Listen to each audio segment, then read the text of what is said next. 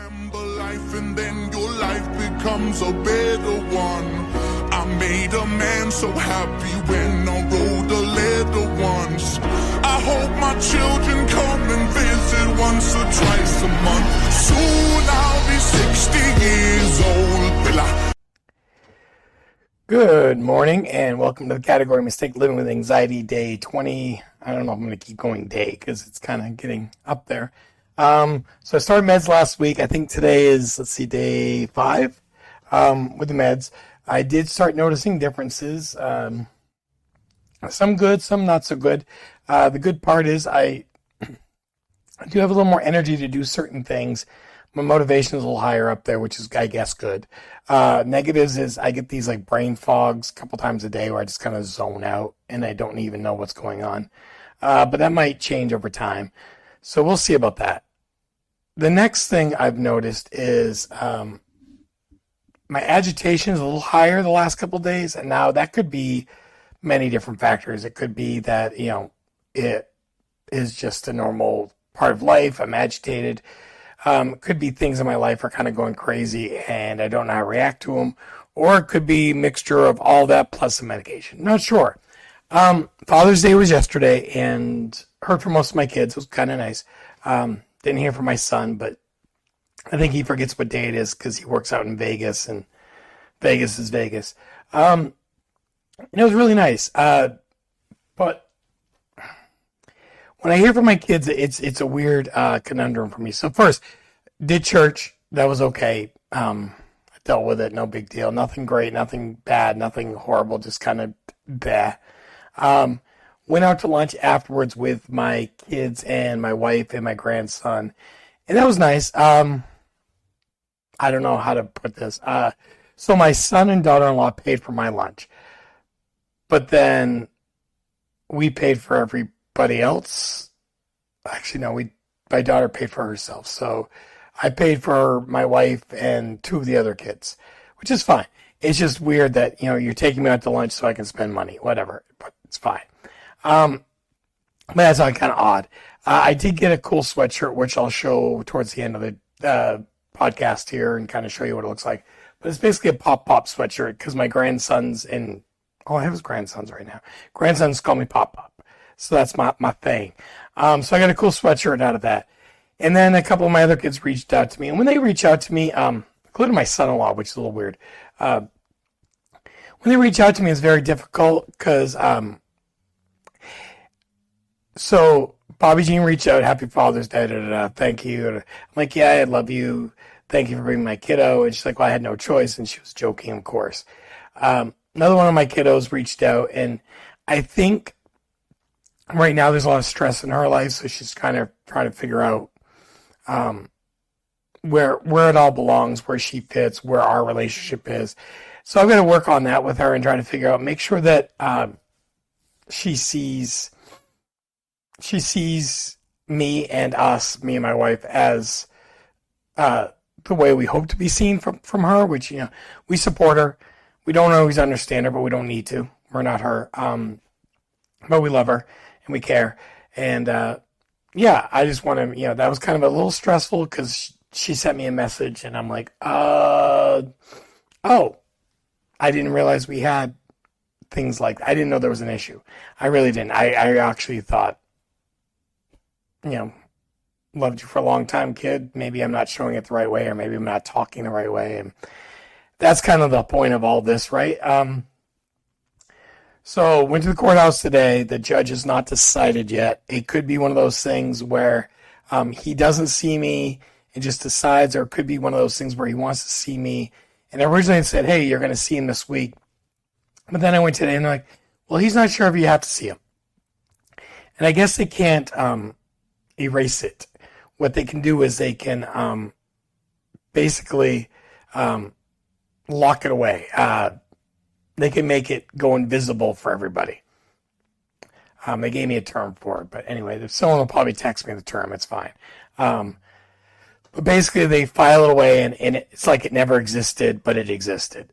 I'll take whatever I can get. Honestly, if that works, that works. Maybe he'll do a 2-for-1 special, but I doubt it. So the Canada trip is like, I don't know, 10 days away. So I'm a little stressing out here. But the plan is I'm going to go to the courthouse again on Wednesday, double check, see what's going on, and see what I can do there. All my tenants have moved in and moved away and moved out and moved through, and everyone's kind of placed in their homes and everything's going good there. I got the deck done. I got to tighten up a few things just to make sure it's better just for me.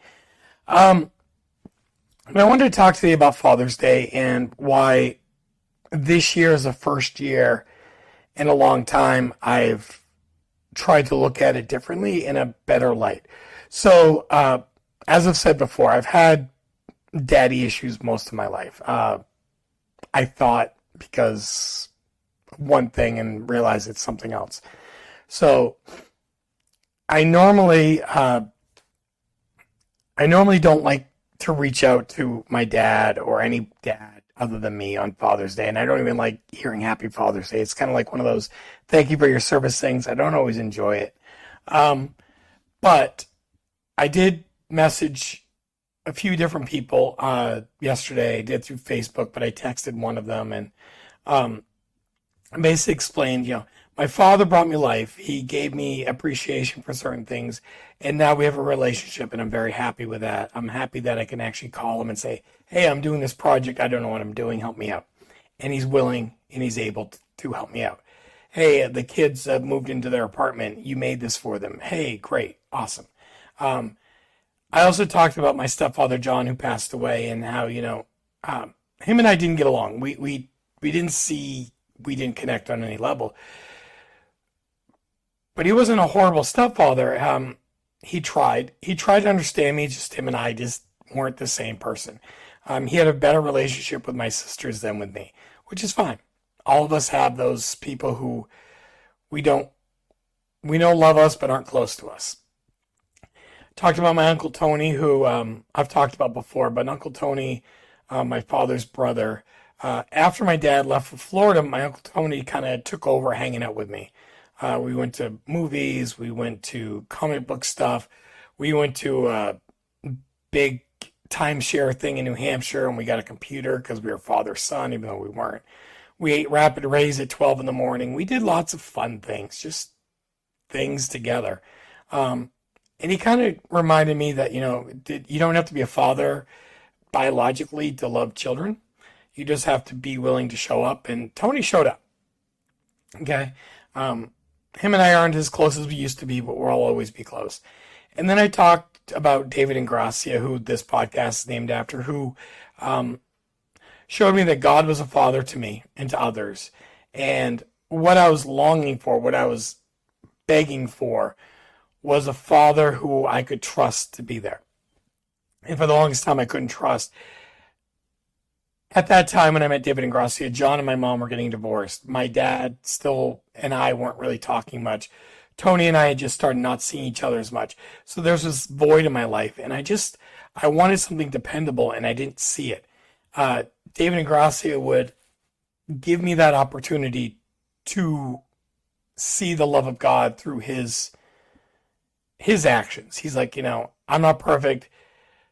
Hey, I see you're struggling. What can I help you with? What can I do? What will make this better? And then he didn't just give in and let me do whatever. He showed me different ways of dealing with what I was dealing with, which is good, right? It's a good thing. It's a good thing. I brought all these guys up, and I brought them up because I'm a father. I have a few kids, and I always try to figure out who am I being a father like?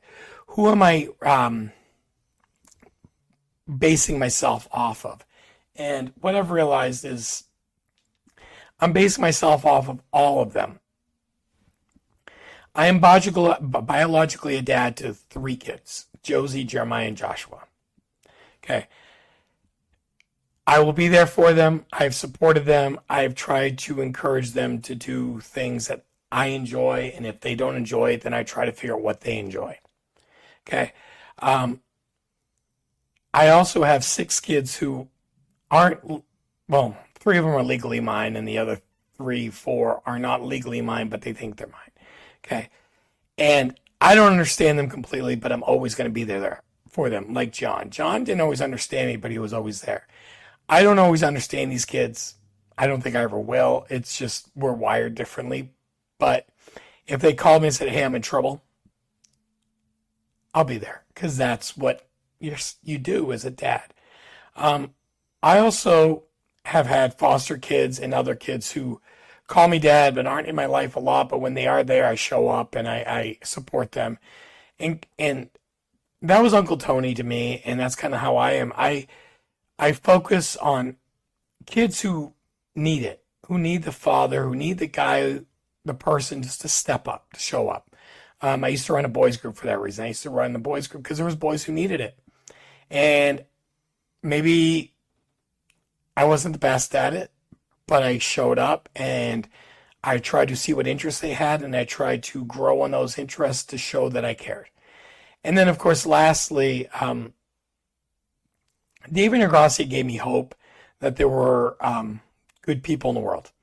And not the best, not the greatest, but I show up and I try to instill that even if you're not the best person, you can help others, you can be there for others, you can love others. And I tell my kids, even if you're angry at me, God still loves you, God's still there for you, God still cares. And I will do my best to show that example, but I'm not always going to be perfect. And magically, it worked most of the time. Now, I say this mostly because the last couple weeks I've realized that there are other people who watch this podcast, who talk to me, who hang out, who are around, that look at me more like a father than I ever gave myself credit for. Now, some of them have physically said, "Hey, I'd like you and her, Lynn, to be my mom and dad because I don't have any. And well, I need someone to hold me accountable." And we sat with this person, we talked to them, and we said, "Hey, what does that look like to you?" And we kind of let her explain it. I've had other people who I've known for a long time, or at least, I don't know, for about 7 years. And their parents have kind of lost their cotton picking minds. And right now, they just need someone to encourage them, to love them, to show that they matter, show that their life is important, show that someone cares that isn't obligated to. Okay, I'm not obligated to care about certain people. There's no piece of paper says you have to love them. There's no DNA saying you have to love them. It's people out there who have had some bad things and rough things happen, and they need someone that if they text or call or message, answers. Maybe doesn't give them all the answers, but at least lets them talk about it. And that's what I do. These kids have invited me, these people invited me to, ceremonies, graduations, dates with their, double dates with their significant other. And I don't know if they're looking for approval from me or if they're just looking to see if I still show up. A lot of them I've told in the past that if you invite me and I can do it, like if I'm not in another country or doing something crazy important, I'll be there. I'll show up. And I've done it. I've shown up to musicals. I've shown up to graduations. Like I said, I've shown up to all different types of things. And I show up because they invited me. I showed up to a musical because the kid's parent invited me. And that's what I'll always do.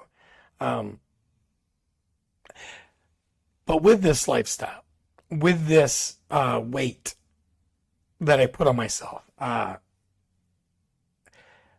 feel like I disappoint people if I can't do it. I feel like I'm letting somebody down if I can't be 100% with them when they need me, no matter what. Um, my daughter in Texas, she blew a tire at like 4 in the morning. Um, and when she called me, my first instinct was, does she need me to go down there? Now, flying to Texas ain't happening in 2 minutes, okay? It's not an easy trek. Next thing, after I said, hey, are you okay? What do you need? I said, hey, do you need money for new tires? Her in-laws had already taken care of that. Now, I should be happy with that.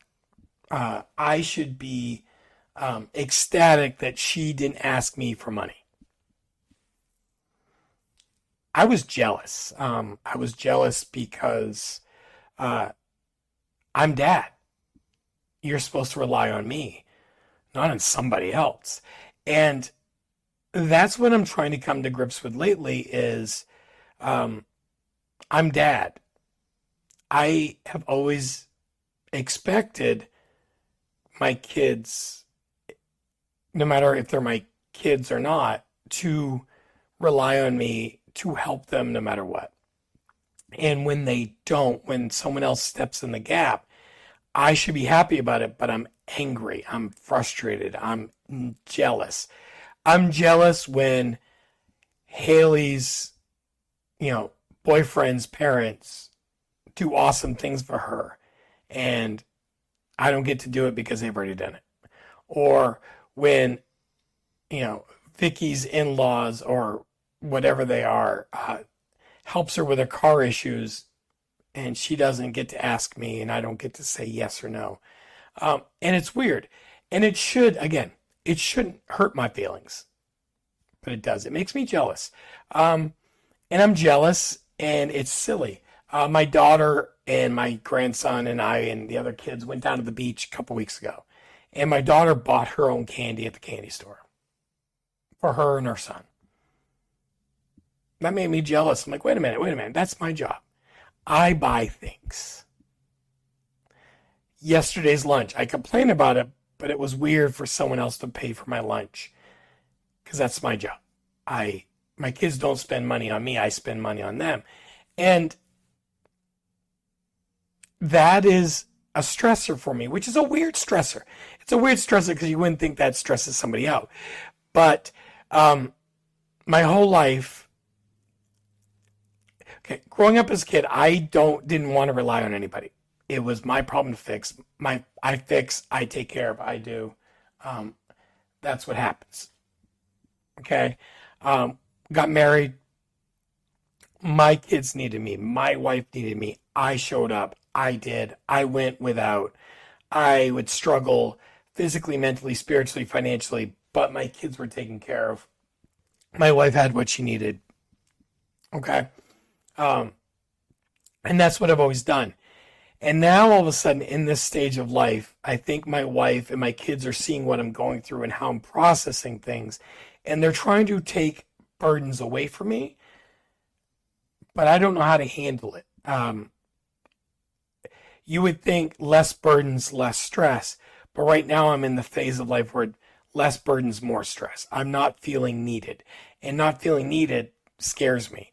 I feel like if I'm not needed, I can be replaced. And if I'm replaced, what do I do? And that builds up what we're talking about, right? Positives. My kids can rely on other people. That's a good thing. Positives. My kids are old enough to where they have resources of their own. Positives. They enjoy time without me. They enjoy time where they don't have to be around me and they can do things without my help. Negative.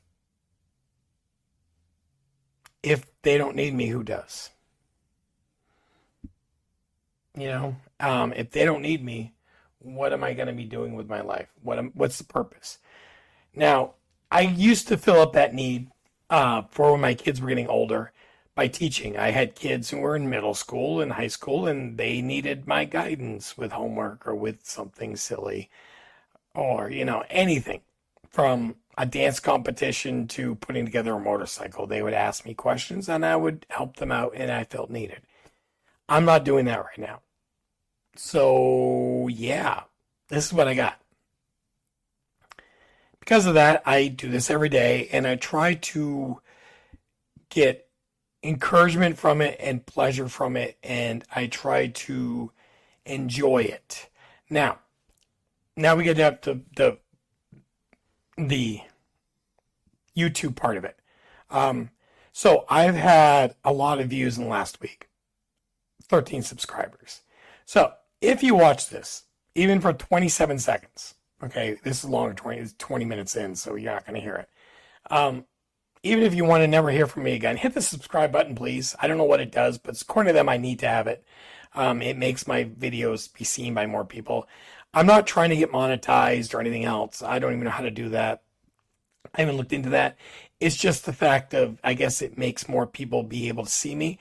What I've realized with this is there are a lot of people who see it, who watch the whole thing, and then they go to other YouTube videos about anxiety, stress, depression, ADHD, I guess, from my video.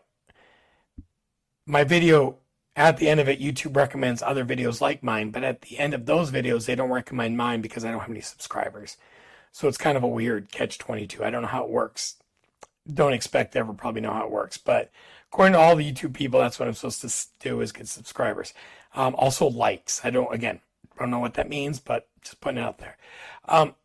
I have been pleasantly surprised with how many people actually watch. 2,000 views in the last 2 weeks. That's crazy for me. Now, a lot of people are like, well, I know YouTube people get 2,000 views in a minute. I'm not them. Look at my background. This is not a green screen. It's a real thing. Okay. I have a dog sitting next to me and a dog on the floor. I'm not high production value. I am a 50-year-old dad of 9 who is struggling with mental health and depression and anxiety and trying to balance life and trying to figure out the best way to get things working in my life. I am not doing this with lots of people helping or teams. I'm doing this me, myself, and I. And I'm doing it for me.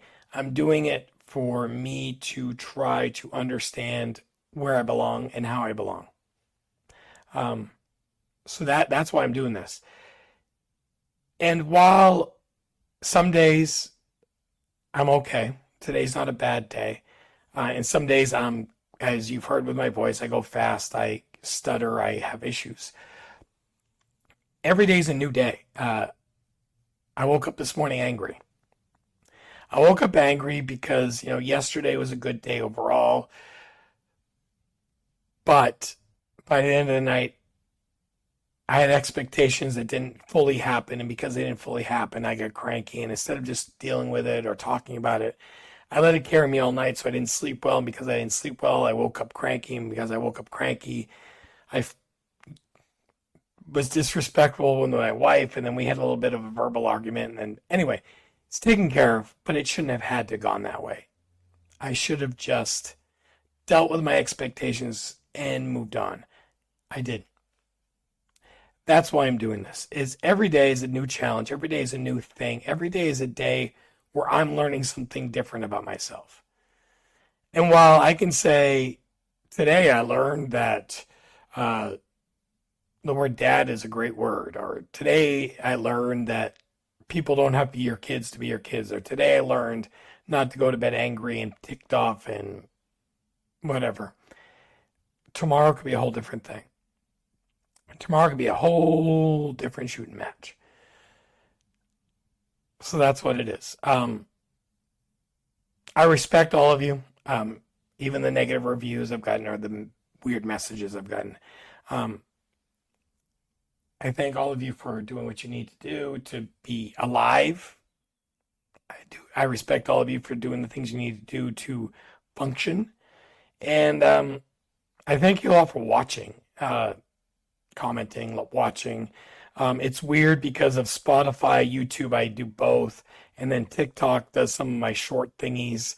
And then I have an email attached to my Spotify, so people reach out and leave me comments that way. So there's a lot of different streams going on, and sometimes I get weird messages. I don't care how you listen. I don't care what you watch. I don't care how you comment. Like, I don't care. I don't care if you subscribe to YouTube or Spotify. Just continue to give me a shot. Continue to be there. Continue to grow with me, and maybe together we can, become new people, better people, and more encouraging people. Till tomorrow. Thank you all for watching, and have a beautiful day.